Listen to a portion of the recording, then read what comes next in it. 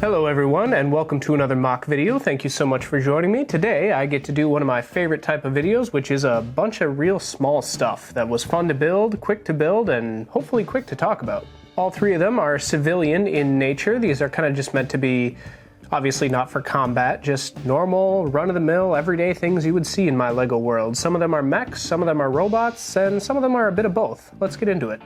Starting off with this yellow robot T-Rex, because I have the least amount of things to say about it, even though it's my personal favorite out of the three. This is the X-Loader. The X-Loader is basically meant to be a futuristic forklift that can also do some light repairs and construction.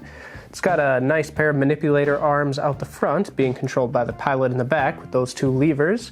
He's got a little screen in front of him, probably giving him a heads-up display of whatever it is he's working on, giving him some diagnostics. You can see this orange thing up front as being the eye. Imagine this is like a robot, but realistically that's just kind of a caution light. I don't imagine this has any kind of onboard AI or autonomy of its own.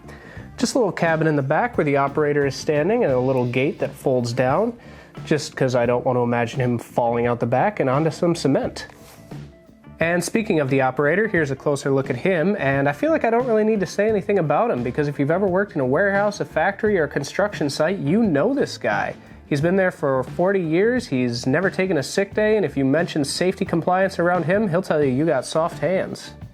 This next one is not a mech, but is in fact a straight-up robot. I designed this to be a bit of a paramedic type thing, some kind of search and rescue robot, which is ironic because of the three, I think he's the most terrifying, and he's not even the one with the chainsaw. Something about his bestial hunched posture just makes it look like he's gonna run through a piece of drywall or something. I don't know, makes me uncomfortable. But having said that, I'm still happy with how he turned out. I like his colors, I like his little walkie-talkie even though he's a robot, and I like the fact that I was able to scrape together enough minifigure parts to come up with a semi-passable paramedic minifigure. As for how this robot functions for actual search and rescue, let's say you have a minifigure in some form of peril.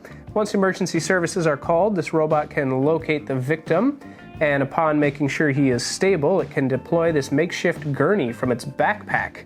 Once the patient is loaded, the robot is able to transport it to safety, probably to a waiting ambulance or some other kind of emergency services vehicle, and get him to a hospital where they can start putting him back together. In order to keep the patient stable during transportation, the robot's upper body is on a ball joint to keep it completely stable while it's walking. It also features a small emergency kit around the back for the paramedics to use to do some first aid on whoever they're helping. And moving on to the last of the three, this one actually has a name. I call this the Snow Bear, and it was built for Arctic exploration. When I was working on this one, LEGO had not yet announced their new Arctic sets for 2023, so I was actually using the color scheme from the old 2018 Arctic sets. And of course, as soon as I was done finishing this, I went on Instagram and saw the brand new images for the brand new Arctic sets that would be coming out later this year. So I had to wait till those came out so I could get this updated print and also a more accurate driver minifig. But it was worth the wait because I really like how the Snow Bear looks. It's got this chainsaw for cutting through ice and seeing what's under there. Water, actually. And also I gave it these ski feet because I figure if it's walking on ice, it needs to distribute its weight a little bit to make sure it doesn't take the wrong step and sink through. But if it does take the wrong step and sink through, it's got these little buoys under each arm that I imagine would inflate and keep the mech afloat instead of just sinking to the bottom until it could be rescued by heavier equipment. Now, of the things we looked at so far, the first was a mech and the second was a robot, and this one is a little bit of both. This one does have its own onboard AI and a little face right there, I guess you could say. But it is also a vehicle with the driver kind of hanging on for dear life out the back. I guess I was taking inspiration from like sled dog drivers, but I don't know, you kind of got to use your imagination here, or maybe she's just got really good quad strength or glute strength, or who knows.